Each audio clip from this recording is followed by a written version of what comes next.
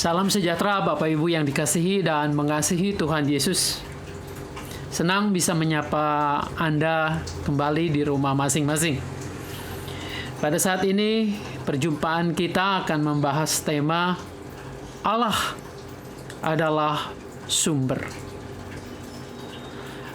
Bahan Alkitab yang akan kita sama-sama bahas, sama-sama renungkan terambil dari kitab pertama dalam Alkitab kita, Kejadian pasalnya yang pertama, ayatnya yang pertama sampai dengan ayatnya yang kelima.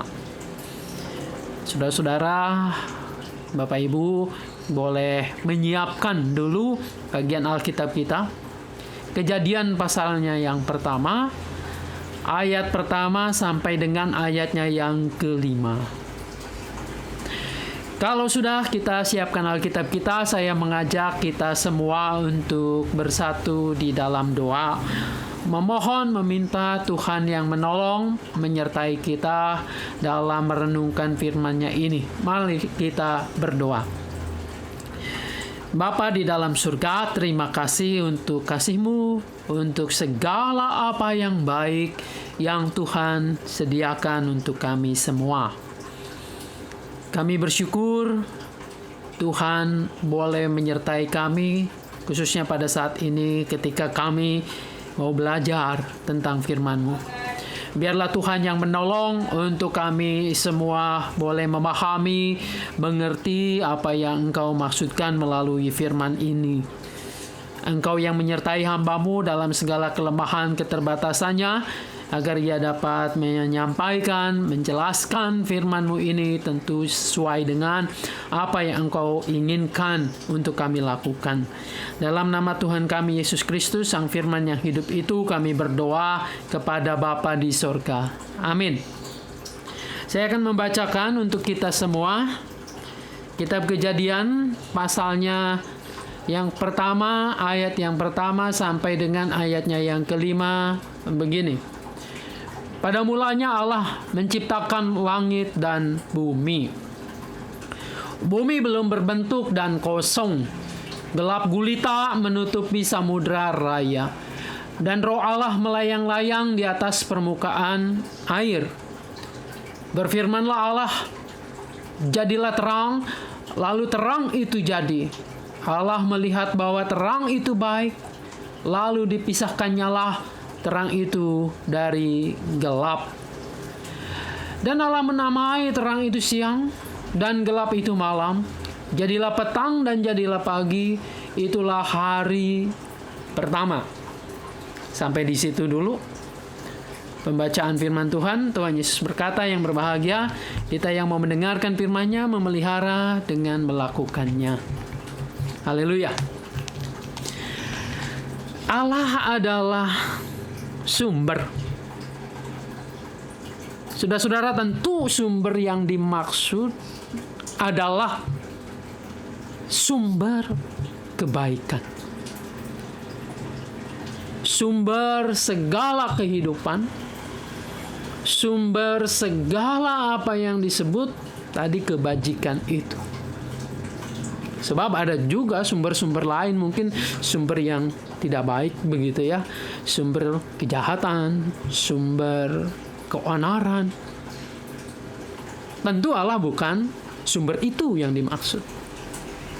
Tapi sumber kehidupan, sumber kebajikan, sumber kebenaran, sumber terang itu. Saudara-saudara, ayat-ayat yang kita baca adalah permulaan dari proses penciptaan. Boleh saja manusia punya teori, punya anggapan bahwa penciptaan atau bumi alam semesta ini terjadi karena macam-macam teori itu, misalnya teori evolusikah, teori Big Bang, ledakan gitu ya, yang kemudian membentuk partikel-partikel itu menjadi alam semesta ini, bumi, jagat raya. Tetapi kalau kita memahami dengan baik, pasti ya, walaupun itu disebut teori evolusi, toh ada yang memulai. Bahasa Mangga Besarnya, ini tidak ujuk-ujuk terjadi. Ya. Ada yang memulai, ada sesuatu. Sesuatu yang tidak muncul dengan sendirinya. Teori Big Bang bisa saja misalnya ada ledakan, ada partikel. Tapi itu kan juga ada sesuatu yang memulainya. Tidak serta-merta ada dengan sendirinya. Nah, kitab Kejadian, benar, ini bukan kitab sejarah, bukan kitab yang melulu menceritakan masa lalu, bukan kitab dikatakan ilmiah. Maksud saya bukan berarti di Alkitab nggak ada yang ilmiah, bukan begitu. Tapi bukan melulu berbicara tentang itu. Tapi mau menyatakan sebetulnya bahasa ilahi yang disederhanakan menjadi bahasa manusia. Agar Anda dan saya memahami, mengerti. Tentu pertama-tama dalam konteksnya masa lalu, ketika firman ini menyapa umat manusia. Jelas bukan di Jakarta, bukan di Mangga Besar, tetapi ini setting konteksnya pasti di Timur Tengah. Allah mau menyatakan kepada manusia, memperkenalkan. Sedari awal ia memperkenalkan dirinya, bagaimana, seperti apa, dan siapa dia. Saudara-saudara, firman ini diberi judul Allah menciptakan langit dan bumi serta isinya. Itu perikopnya. Tentu kalau dibaca sampai habis ya. Tapi menarik kalau dalam bahasa Ibraninya bahwa nama-nama kitab ini dimulai dari kalimat pertama atau kata pertama dalam ayat yang ditulis itu. Kalimat yang pertama dikatakan pada mulanya Allah. Beresit bara Elohim, katanya begitu dalam teks aslinya. Bereshit pada mulanya bara. Allah itu menciptakan dengan kata bara. Jadi saudara-saudara, kata bara ini spesial, beda. Ini khusus untuk Allah, bukan untuk manusia, bukan untuk Anda dan saya. Kalau saya membuat, misalnya ya di sini di gudang saya ini membuat keramik, ada nih beberapa contoh. Saya membuat ini misalnya ya, ini belum jadi, belum dibakar. Saudara-saudara, saya nggak bisa pakai kata bara. Saya nggak bisa mengatakan bahwa saya menciptakan teko ini. Teko ini saya buat, ada yang protes juga. Ngapain? Kok ininya besar sekali, tutupnya nggak seimbang? Saya mengatakan, mau-maunya saya, gitu kan. Ini barangkali cocok buat orang tua yang susah bukanya. Nah, di situ. Saudara-saudara, saya bukan menciptakan ini, bukan. Pastilah saya juga belajar dari orang-orang lain bagaimana teknik membuatnya. Bagaimana proses yang harus saya lalui. pasti saya belajar. Di samping itu, materi tanah liat yang saya gunakan kan bukan berasal dari saya sendiri, tetapi itu berasal atau diambil dari alam ini. Ada penambangnya, lalu mengolahnya sedemikian rupa sehingga bisa dibentuk seperti tadi itu, teko ini. Kalau manusia membuat sesuatu, ya kata itu barangkali cocok membuat. Atau ada orang mengatakan, oh enggak Pak, ada misalnya James Watt yang menciptakan mesin uap, gitu kan. Lalu kemudian ada lagi yang namanya Thomas Alva Edison. Ia menciptakan bola lampu atau lampu pijar itu. Tunggu dulu ya. Sebetulnya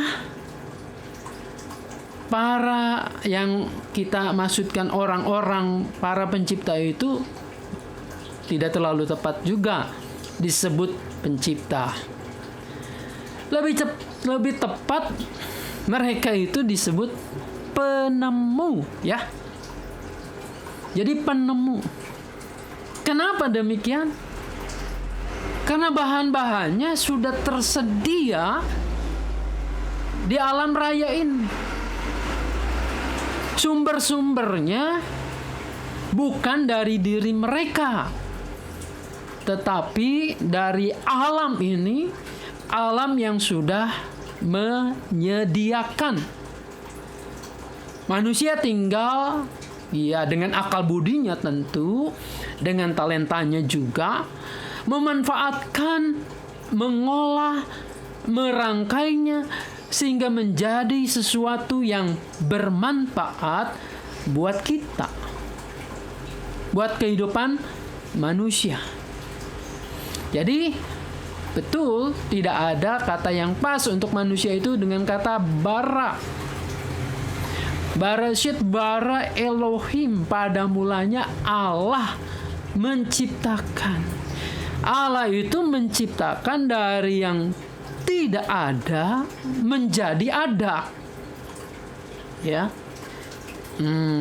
Istilah bahasa Latinnya adalah creatio ex nihilo.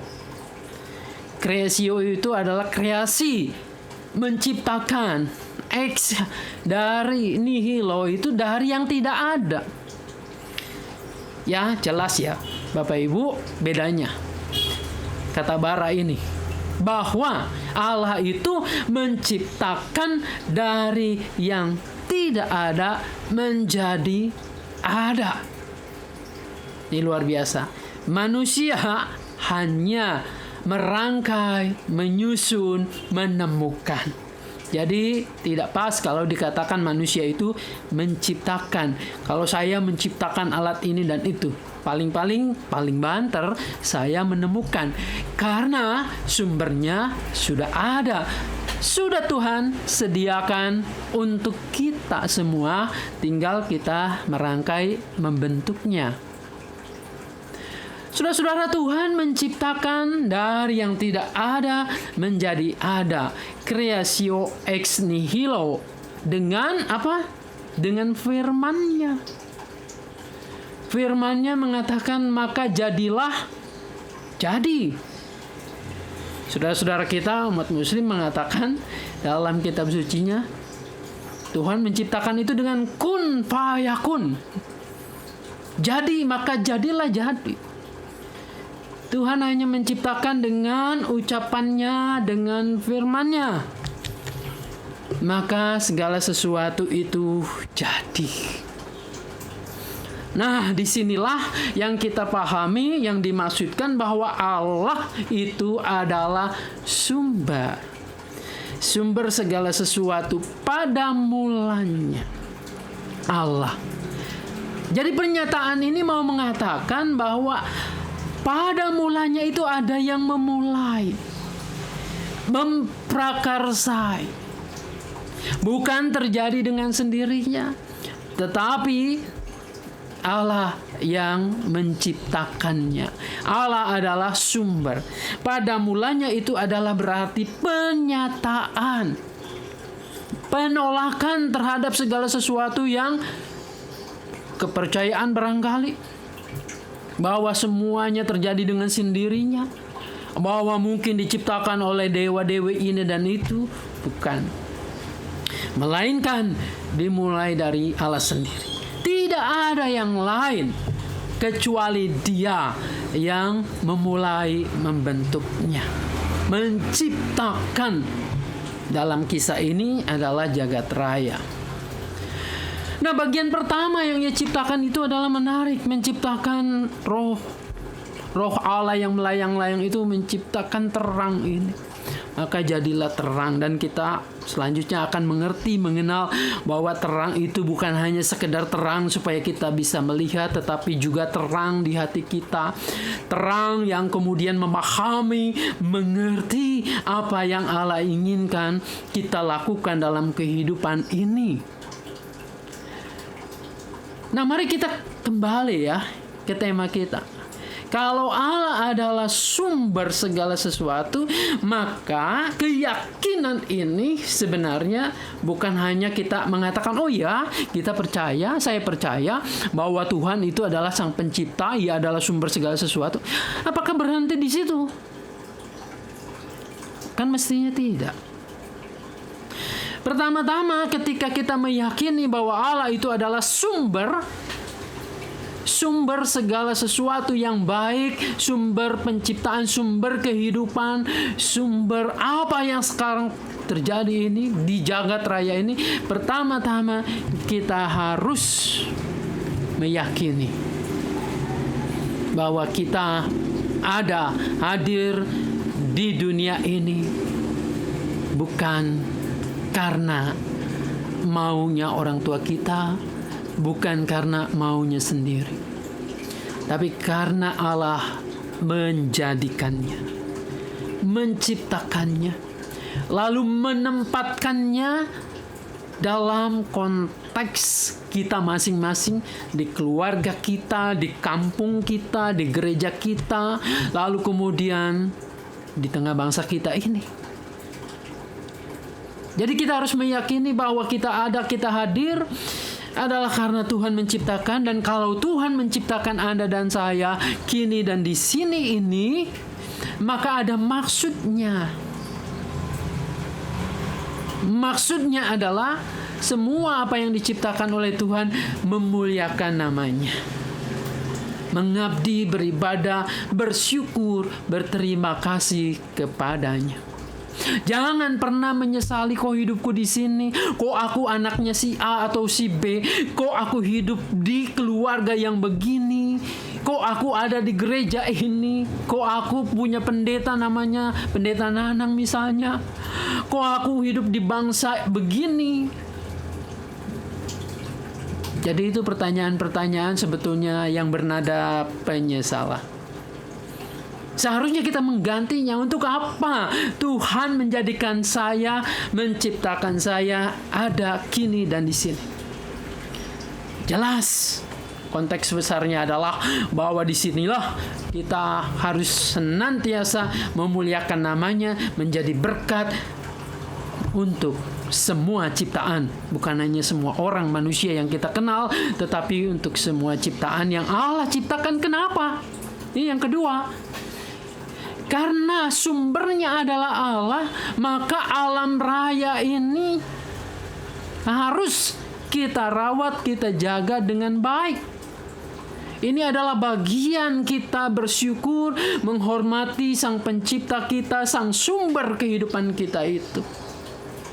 Sebab tidak mungkin dan rasanya ganjil kalau kita mengatakan, aku percaya bahwa Allah itu sumber segala sesuatu, sumber kehidupan, kebenaran, sumber kebaikan.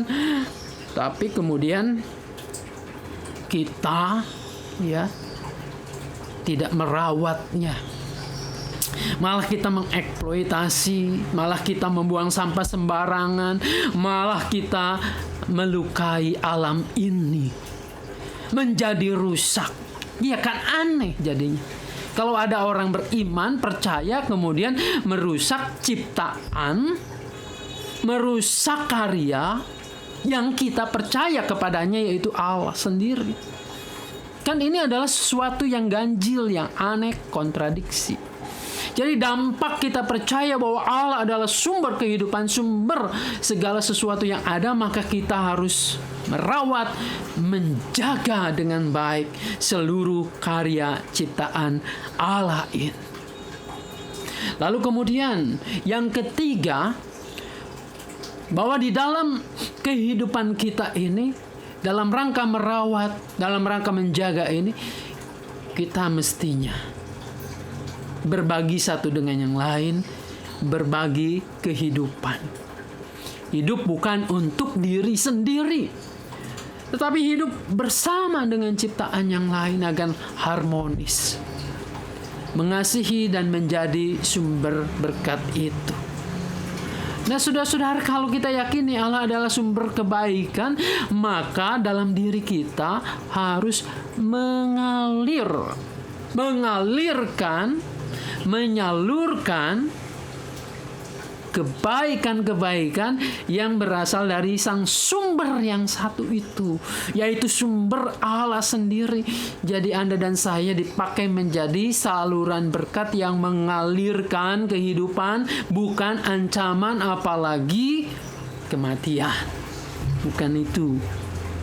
Nah, sudahkah kita menerjemahkan apa yang kita yakini, yang kita percaya ini dalam hidup sehari-hari? Ya.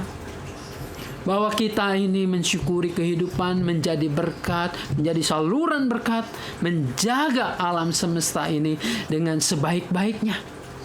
Disitulah tugas panggilan Anda dan saya yang nanti kalau dalam kitab Kejadian ini dibaca terus ya, bahwa Anda dan saya diciptakan manusia itu segambar dengannya. Berarti kita mempunyai mestinya sifat dan karakter yang sama dengan Sang Pencipta, yaitu pemelihara kehidupan ini. Marilah kita terjemahkan apa yang kita percaya ini dalam hidup sehari-hari. Bukan hanya sebagai pengakuan saja, bukan. Tetapi melalui kita orang melihat bahwa Anda, saya itu percaya sungguh-sungguh bahwa Allah itu adalah Allah yang menciptakan sang sumber kebaikan itu. Biarlah Tuhan menolong, memberkati kita semua. Sorry, ini ada suara anak saya lagi berisik nih ya. Banyak piaraan saya, tapi nggak apa-apa. Kita sama-sama untuk menghidupi bersama-sama di alam ini untuk harmonis. Tuhan Yesus menolong, memberkati kita. Mari kita satukan hati, kita berdoa. Bapa di dalam surga, terima kasih untuk kasih-Mu, untuk kebaikan-Mu, yang kami yakini bahwa Engkau adalah sumber kebaikan. Bukan hanya itu saja, tetapi Engkau adalah sumber segala yang ada. Engkau Sang Pencipta alam raya, jagat raya ini. Mampukan untuk kami sebagai ciptaan-Mu bersyukur kepadamu. Mampukan kami juga untuk merawat ciptaan-Mu dengan baik. Mampukan kami untuk menjadi saluran berkat bagi semua makhluk yang ada. Bapa, lihat dan tiliklah kami masing-masing di rumah kami, dalam pergumulan kami hari lepas hari. Tuhan yang menolong kami supaya kami juga dapat mengatasi setiap masalah dan pergumulan ini dengan sebaik-baiknya. Inilah Bapa doa-doa kami. Kami percaya bahwa Engkau mendengarkannya. Dalam nama Tuhan kami Yesus Kristus kami berdoa kepada Bapa di surga. Amin.